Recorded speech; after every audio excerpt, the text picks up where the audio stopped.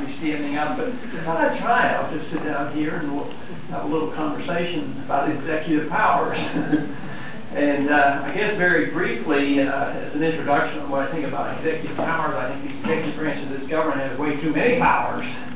So I would be dedicated as the president to actually do something that most presidents don't do. I'd be dedicated to removing a lot of the powers that the president has gotten, because I think the executive branch has way too much.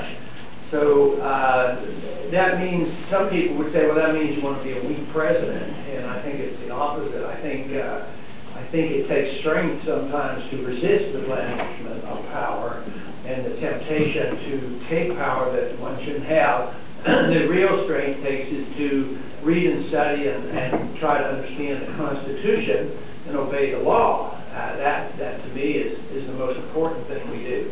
And we have been fortunate enough in this country to have a system of government where there were supposed to be some checks and balances, and quite frankly, they haven't worked very well. Franklin said we had a republic if we could keep it. Right now, we haven't done a very good job in keeping it. We've ended up now with a system where the Congress reneges on its powers, and the executive branch grabs hold of those powers, as well as the judicial branch. And I think there's always a temptation for the executive branch of government to take power. It must be a natural human characteristic that people who want that position like the idea of having power.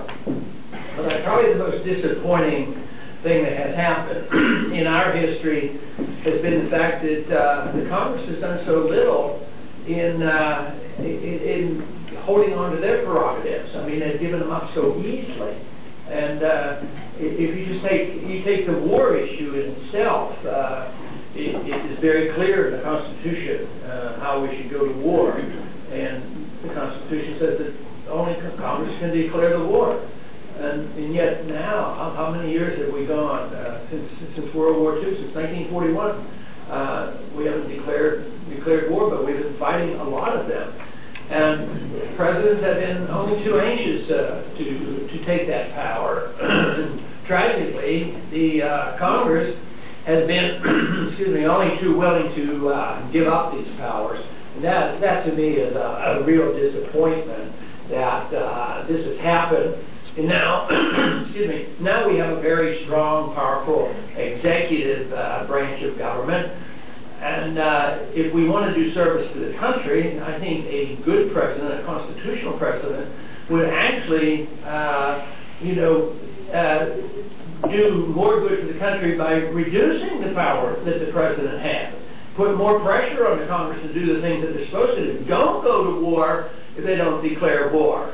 And I think the whole country would be better off if we restored these principles that the founders gave us. But so much has happened gradually and steadily over many years, over the last 100 years in particular, over the last 7 or 8 years in particular.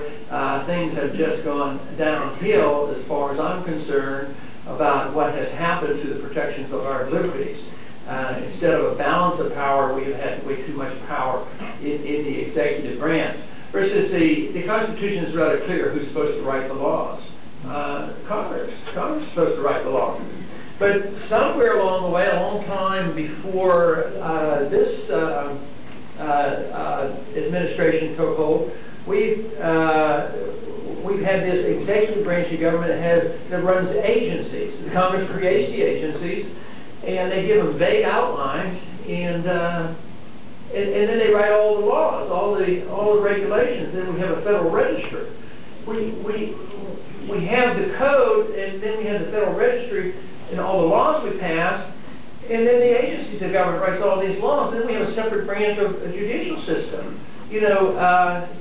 A whole judicial system. In that branch of government, we're generally considered guilty until proven innocent. I mean, where in the world did we get this idea that we would create a tax code? Of course, at one time they tried to create it without amending the Constitution, then they did, and people argue whether they did it legitimately. And then they have no no concern whatsoever on how they collect our taxes. We're all compelled to testify against ourselves. We're compelled to keep all the records, and we're all guilty until proven innocent. And then all the regulations are written, and they become the law of the land. And the Federal Register just grows by leaps and bounds. I mean, thousands and thousands of pages. And that was never meant to be. And nobody seems to challenge it.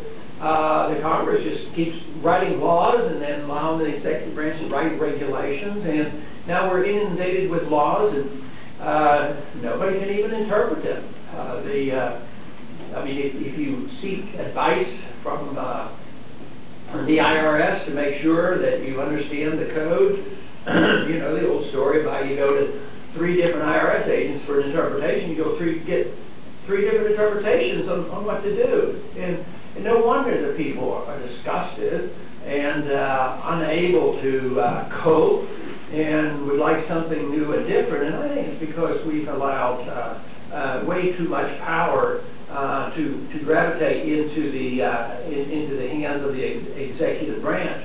But you know, the time that the executive branch of government seems to get more control is in times of crises. And if they don't have a crisis, if they don't have a war, they create one.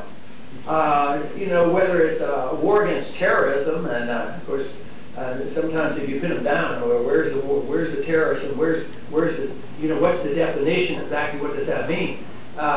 It tends to strike up fear, and when people are fearful, they're expected to give up some of their liberties and give more power to the executive branch.